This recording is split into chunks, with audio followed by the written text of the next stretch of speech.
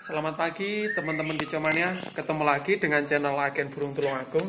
Pagi hari ini teman-teman banyak sekali yang konsultasi burung sakit itu dikarenakan karena musimnya ya teman-teman ya. Ini dingin terus memang musim kayak gini musim burung-burung sakit. Nah, dalam video kali ini teman-teman saya menjawab pertanyaan beberapa teman Kicomania penanganan murai batu yang kurang enak badan atau gejala sakit atau yang sudah sakit ketika musim-musim seperti ini.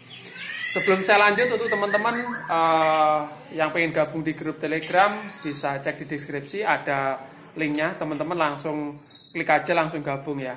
Oke, langsung saja. Jadi penanganan burung sakit seperti ini pernah saya bahas beberapa kali, cuman katanya sih videonya kebanyakan. Oke, saya buatkan lagi. Jadi di sini banyak sekali burung, alhamdulillah sehat semua. Itu. Yang pertama, kalau misalkan ada satu yang kurang sehat itu saya sendirikan seperti teman-teman video saya sekitar beberapa minggu yang lalu ya. Itu saya sendirikan di rumah khusus di depan sana kayak gitu. Nah, tujuannya untuk apa? Supaya tidak ada penularan kayak gitu. Kalau misalkan burungnya lebih dari satu. Kalau misalkan cuma satu ya biarkan aja kayak gitu. Yang pertama itu. Yang selanjutnya ketika burung terindikasi mulai sakit, suatu misal bulunya ngembang, pokoknya gejala-gejala sakit, lesu dan lain sebagainya kayak gitu ya. Itu saya sendirikan kayak gitu. Yang pertama seperti itu. Terus yang selanjutnya teman-teman yang saya lakukan yaitu supaya burungnya mau makan. Nah, ini burung murai atau burung apapun itu gunakan trik seperti itu. Yang kedua ini penting kayak gitu. Jadi saya bahas ini karena yang saya rawat itu rata-rata burung murai batu. Yang kedua ini supaya burung tersebut mau makan itu bagaimana? Nah, itu biasanya saya kasihkan EF-nya yang dia suka. Atau pertama kita kasih prasmanan kayak gitu. Nah,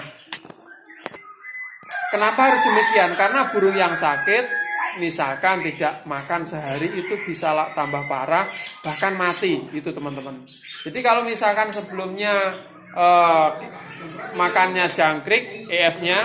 Oke teman-teman, sorry saya lanjut tadi break sebentar karena ada Kang Bambang mau nangkap burung, nggak tahu burung apa. Oke, setelah makan intinya tadi sampai mana ya? Intinya burung yang sakit itu wajib makan. Jadi kalau sebelumnya dia suka jangkrik, itu jangkrik nggak begitu dimakan, teman-teman cari EF lengkap atau prasmanan seperti itu. Nanti apa yang dipilih itulah yang dikasih. Biasanya saya seperti itu. Cuman rata-rata 90% itu burung di sini ketika sakit itu dia itu suka jangkrik albino. Nah, kenapa saya sebut jangkrik albino? Jangkrik albino adalah jangkrik yang setelah mutasi bulu dewasa itu. Jadi sayapnya itu masih lembek-lembek, warnanya putih kayak gitu teman-teman. Itu burung suka sekali biasanya seperti itu. Nah, itu pun seperti tahap ketiga. Jadi yang tahap ketiga ini makanannya kalau bisa harus lembek kayak gitu teman-teman. Jadi kalau misalkan dikasih jangkrik yang paling kecil atau jangkrik albino tadi atau ulet bambu, ulet bongkong yang melusungi, pokoknya makanan yang lembek. Jadi makanan yang lembek tujuannya untuk berkaitan dengan nomor 2 tadi teman-teman. Supaya pencernaannya itu terjaga dan dia kalau istilahnya seperti orang ya. Kalau misalkan orang itu sakit dikasih makan yang keras-keras pastilah teman-teman lama sembuhnya. Tapi kalau dikasih bubur itu pencernaannya cepat, asupan gizi terpenuhi, nanti cepat sembuhnya seperti itu. Nah, itu berkaitan yang ketiga. Jadi yang ketiga ini kalau bisa makanannya itu harus lembek-lembek. Suatu misal jangkrik albino saya bilang tadi, atau kroto atau ulat bambu, ataukah ulat yang baru melungsungi ya teman-teman. Intinya yang lembek supaya dia makan terus kayak gitu teman-teman. Terus yang selanjutnya sebelum saya bahas tentang obatnya apa teman-teman ya musim kayak gini, tentang pemberian makan. Ketika prasmanannya udah dipilih salah satu EF-nya teman-teman, ini teman-teman jangan ditandu atau jangan dikasih banyak. Jadi kalau udah tahu misalkan dia suka jangkrik albino, jadi langsung saja beli jangkrik banyak, kasih makan ekor banyak biar dia cepat melungsungi kayak gitu. Nah, pemberian yang bagus bagaimana? Itu bertahap. Jadi suatu misal kita kasih 5, dia makan 4, udah yang lainnya diambil kayak gitu. Nanti dikasih beberapa jam, 1 jam atau 2 jam kemudian bertahap. Jadi kalau nggak habis itu diambil lagi. kayak gitu. Jadi tujuannya prasmanan tadi untuk mengetahui burungnya makan apa. Kalau udah tahu itu dijatah. Jadi seperti saya bilang, seperti sistem terapi lapar. Jadi kalau misalkan langsung maunya kroto, kita kasih satu cepuk full, nggak dihabiskan, itu nanti burungnya juga akan bosan. Orang Jawa bilang itu waleh. Jadi makannya nanti dia cuma jimpit-jimpit itu malah kalau makannya seperti itu malah juga agak lama kayak gitu. Jadi kita kasih porsinya, kalau udah ada sisa kita ambil. Nah, setelah itu teman-teman, setelah kita ambil atau setelah saya ambil, biasanya saya titeni sekitar 2 jam lagi dia agak lapar tetapi tidak kelaparan. Itu saya kasih lagi. Dia biasanya kalau misalkan teman-teman nanti titeni ya, teman-teman coba aja. Kalau misalkan burung agak kekurangan kayak gitu, tapi dia nggak lapar, nggak begitu kelaparan ya. Dia lapar tapi nggak begitu lapar kayak gitu teman-teman. Terapi seperti itu tadi, burungnya makannya akan dokoh atau lahap sekali. Jadi penyembuhannya juga cepat seperti itu. Nah, sampai perawatan makanan teman-teman ya, perawatan makanan kita lakukan kebersihan kandang, terus ditaruhnya bagaimana kayak gitu. Nah, saya pasti ditaruh di tempat tenang kayak gitu, tempat tenang, terus suhunya bagaimana ya, jangan suhu dingin kayak gitu. Kalau perlu ya dikasih lampu, misalkan burungnya parah. Seperti itu teman-teman, dikasih lampu kalau burungnya parah. Terus yang selanjutnya obatnya apa? Nah, dalam video kali ini teman-teman, kemarin juga saya pernah promosi obat yang mujarab sekali. Jadi ada sekitar ratusan saset teman-teman terjual semua, dan 99% burung yang dikasih itu sembuh. Jadi sakit apapun karena dalamnya itu racikan vitamin dan antibiotik kayak gitu. Sayangnya kita sementara ini berhenti produksi karena permasalahan izin. Jadi kemarin yang pesan-pesan saya minta maaf, nanti kalau misalkan udah izinnya ada, nanti kita produksi banyak kayak gitu. Dan kita istilahnya lebih semangat lagi. Jadi kalau nggak ada izin, takut teman-teman. Itu bahaya sekali kalau nggak ada orang yang tidak senang, dilaporin gitu bisa kena banyak ya, tahu sendiri. Oke, kita lanjut. Jadi masalah obat racikan dari sini sementara saya infokan lagi, yang pesan saya minta maaf, nanti aja kalau ada saya update lagi di status ya. Tetapi sebagai gantinya teman-teman bisa menggunakan tetaklor kayak gitu. Jadi tetaklor itu memang agak lambat sedikit, tetapi itu mujarab teman-teman.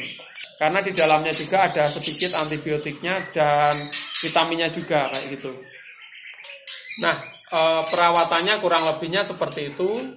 Terus tadi juga ada yang tanya, Om Sis, murai batu saya akhir-akhir ini nggak suka makan jangkrik, itu bagaimana kayak gitu. Nah teman-teman, ini musimnya musim kurang enak ya. Saya juga sebagai perawat murai batu sudah lama, kadang-kadang sih merasa jengkel juga.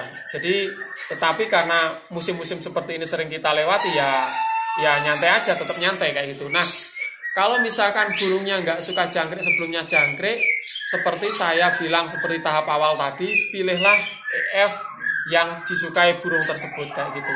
Tetapi dengan syarat EF-nya harus EF yang istilahnya lembek-lembek tadi biar mudah dicerna itu teman-teman. Terus ada beberapa lagi yang tanya, Om Sis sulit sekali dihubungi kayak gitu. Nah, kalau chat WA teman-teman ya, per hari itu banyak sekali yang masuk. Jadi saya, Kang Bambang, Pak Wan kayak gitu. Jadi kalau WA pagi itu bisa, nanti setelah pagi itu karena saya punya aktivitas sendiri, nanti mungkin sore atau malam saya buka. Tetapi teman-teman kalau telepon atau video call biasanya langsung saya angkat. Karena apa? Yang chat itu banyak sekali. Jadi kalau chat aja mungkin tertindas. Tapi kalau misalkan teman-teman darurat, misalkan perlu ya, misalkan burungnya sakit telo, tiba-tiba kejang-kejang, atau burungnya tiba-tiba nggak bisa nangkring kayak gitu, langsung aja telepon kayak gitu teman-teman. Telepon atau video callan kayak gitu. Kalau nggak ada kuota internet langsung ke warnet atau ke apa kayak gitu, ke wifi istilahnya seperti itu. Jadi supaya kita cepet tahu.